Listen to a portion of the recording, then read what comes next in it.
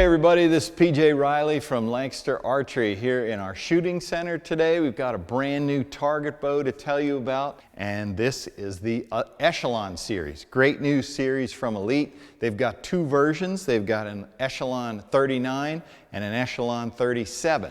As the name suggests, this bow has a 39-inch axle-to-axle measurement, and the 37 has a 37-inch axle-to-axle. The construction is the same. I'll go over that, and there are a few differences, and we'll discuss that when we come to them.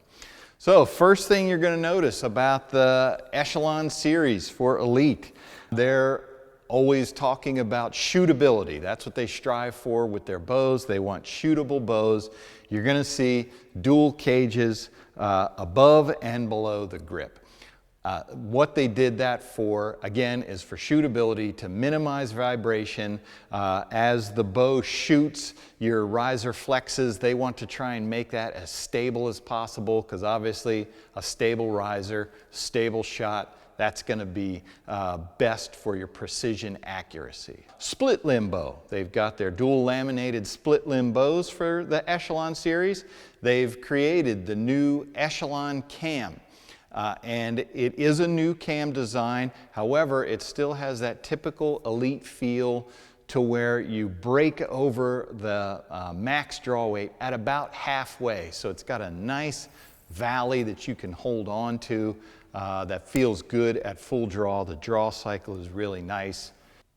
So from the factory, your Echelon bow is going to come with a limb stop.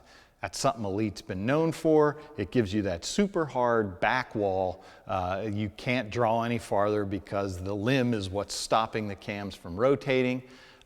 And with that limb stop, you can adjust its position to go from 75, 80, 85, 90% let off. Now, something Elite heard from their archers was the way some archers execute back tension is they actually need a little bit of give in the shot process. So they don't necessarily like the rock hard back wall. They prefer a cable stop. So the Echelon comes with a whole series of cable stops, which is what this one actually has installed.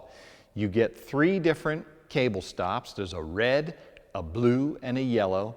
And they allow you to play with the different let-offs. You can change it from anywhere from 70% up to 90% just by adjusting the draw stop and adjusting its position.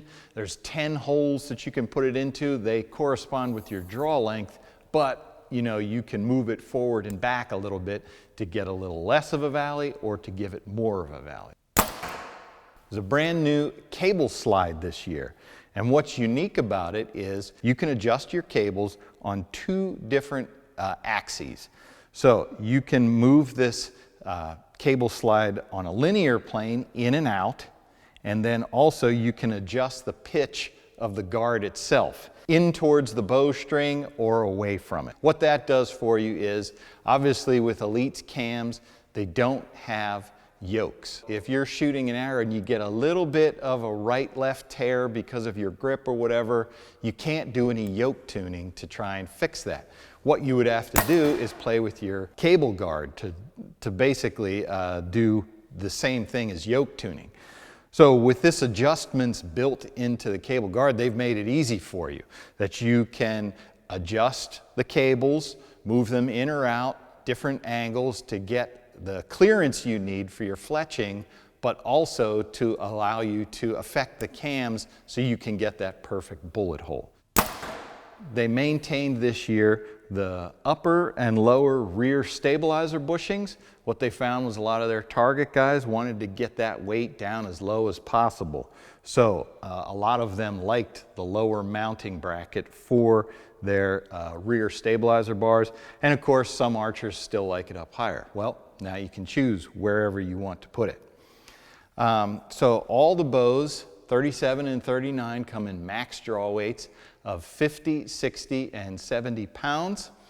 A cool feature this year is the Elite's known for its rhinodized finish. That's this target color finish they put on there. It's real tough. It's got a cool look to it. Well, that was always an upcharge. If you bought the basic matte black finish, that was the basic price bow. If you wanted a rhinodized bow, there was an upcharge. This year, there is no upcharge for rhinodized, same price no matter what color bow you get, and they've got all the standard color options.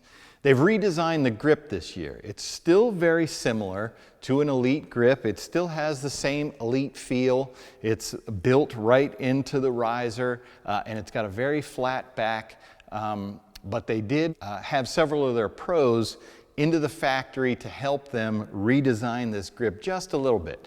And the best way I can describe it to you is that you don't notice the grip. You just put your hand in it, it goes right to the perfect position, and you just got perfect hand position every time. If you are feeling around the grip to try and get your hand and your wrist in the right position, that may not be the perfect grip, but this grip on the bow is just perfect. Yeah, as I mentioned, this is the 39 with a 7 1/8 inch brace height, and it has an IBO rating of 326 feet per second.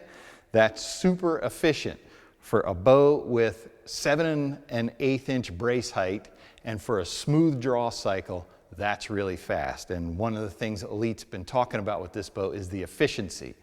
The energy that you put into the bow by drawing back the string, most of it is transferred to the arrow. That's how they're allowed to get those speeds with the shootability effect.